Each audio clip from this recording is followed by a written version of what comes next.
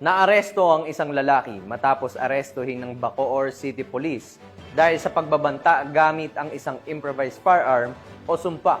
Magbabalita dyan si Patrolwoman Priscel May Urbano. Naaresto ng mga tauhan ng Bacoor Component City Police Station ang isang lalaki matapos na magbanta gamit ang improvised firearms o sumpak sa Barangay Zapote 3, Bacoor City, Cavite nito lamang 17 ng Agosto taong kasalukuyan. Kinilala ang suspect na si alias Mel, 18 taong gulang, butcher at residente ng naturang lugar. Ayon sa investigasyon, bandang alas 9 ng gabi ng nasabing araw, naghihintay ng bus ang biktima sa Longos, Barangay Zapote 3 nang bigla umanong lumapit ang suspect at tinutukan siya ng sumpak habang nagsisigaw ng pagbabanta.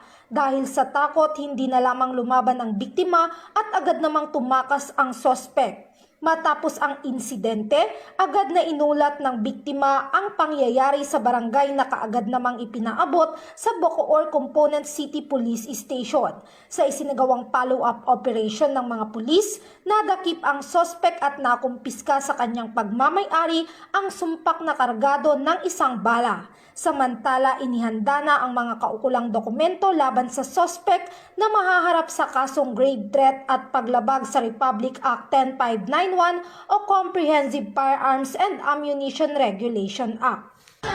Mula dito sa Piero Calabarzon, ako ang inyong Police News Network Correspondent, Patrolwoman Priscel May Urbano, alagad ng batas, tagataguyod ng Balitang Pulis.